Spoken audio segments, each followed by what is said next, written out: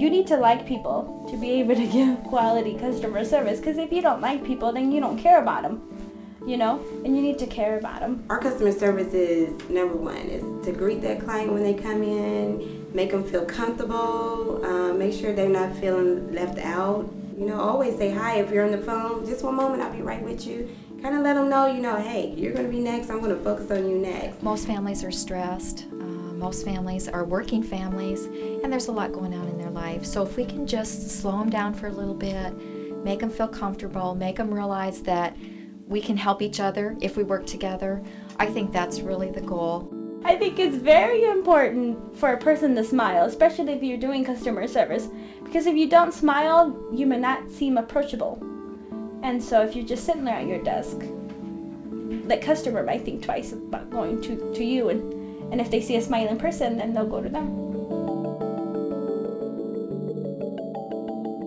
Listening to people is probably the number one skill that you can have when you deal with people, because if you don't listen, you aren't going to know what's going on. So we have to stop for a minute and listen to their problems, validate it, and then we figure out together how we're going to solve this problem. Well, I truly feel that some of the ladies do come and like maybe we're the only adult they've talked to the whole day, you know, instead of being at home with the 2-year-old and the 3-year-old and so on. And so you as long as there's time available, and in most instances we make the time, or we do listen. We do listen. Sometimes we find out things that we don't need to know.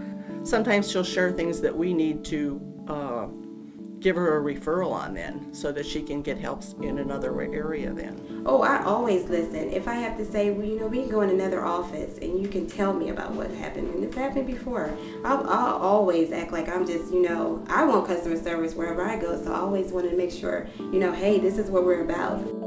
We all have things going on in our lives and we're busy, but once you hit that door and those participants come in, and all the children and the babies and the moms, that's it. We focus only on them throughout the day. I'm a parent, number one. I'm very proud that I'm a parent. I have 2 teenage sons. My husband is a busy career person. I'm a busy career person. But somehow when I walk in this door, I have to just go, you know, I'm here and so many people need me. I do bring things from my personal experiences, like with my sons. They had a lot of medical problems when they were little, and so if I see a family that's dealing with some major medical issues in their life, then I can tend to relate. I can give them empathy because I've been there. Because it's usually the misunderstanding that causes the problem, and as soon as there's an understanding, things smooth out a little. I don't know, I smile a lot. Sorry.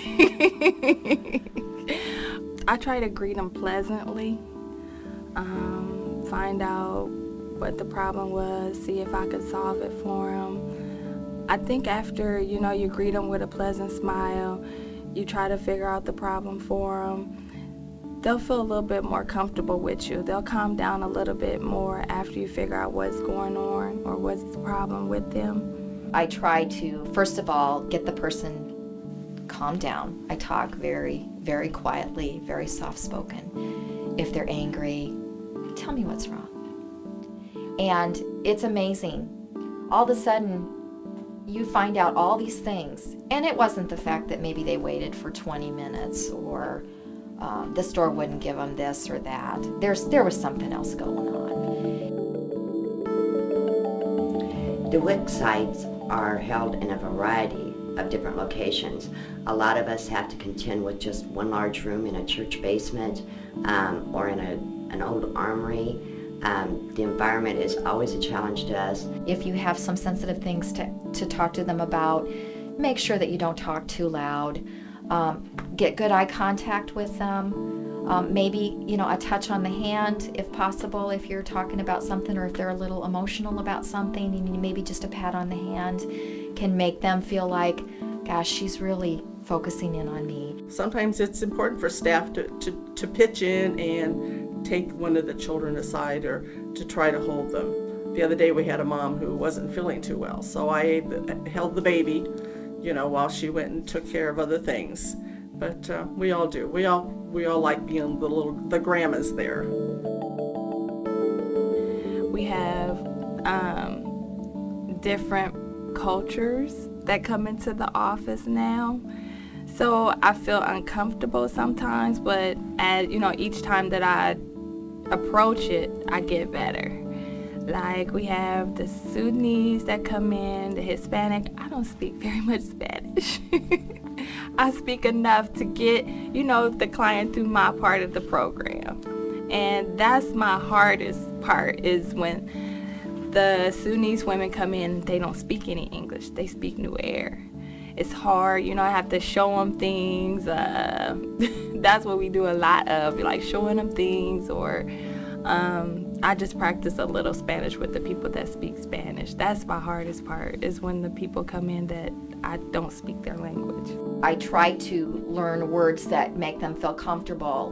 When I answer the phone, I can tell them, no, you know, I don't understand, no comprendo, and un momento, por favor. And so I know basic, and I always tell them, hablo español poco, muy poco, and then they laugh, they smile. And I think that makes them feel more comfortable and a little less intimidated by me also. They know that I'm at least trying. I always try to use breastfeeding, you know, I'm always using hand motions. Is it baby too much? You know, I'm always using hand motions.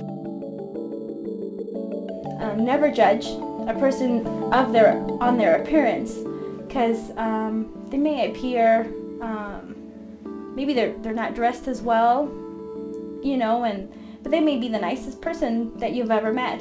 And if you judge them for what they're wearing or how they look, you may never find that out. I think of it as my own self. You know, one day I might need the program. I feel like I'm a pretty positive person. I'm positive with, you know, your problems, their problems, my own problems. So I feel like I shouldn't judge them because they need this program. They need my help. I like my job. A lot. That's why I think I have good customer service skills, because I love the job. I have no complaints, and it's always good to come into work knowing you're going to have a good day. And I always that's my attitude. I come in thinking, oh, we're going to have a great day here. Great co-workers, great atmosphere, and great clients. So I really enjoy my job. I really do.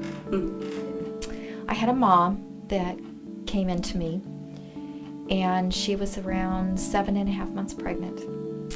Had no prenatal care at all. Did not speak our language. Had no doctor. Had just moved to town and was having some pain. And I knew that I had to get some help immediately. So I got on the phones and I called, and no insurance. There wasn't time to get down to social services or anything. So I immediately got her in to see a gynecologist here. The good news is the baby came. It had some trauma, but the baby came out okay. And I found out that the mom came back into me with her sister, and I found out that the mother feels that I saved her baby's life. And so her sister brought back a handmade crocheted piece of like a shawl and a crucifix with a baby on it. And she told me that I was her special angel. And that will stay with me forever. Because, and I just told her, I said, you know what? I do this for everybody. This is why we are here. This is why we do what we do, because we love this. And I always think of that the feeling that they call me their angel, and just, you know, but that's why that's why I like doing what I do.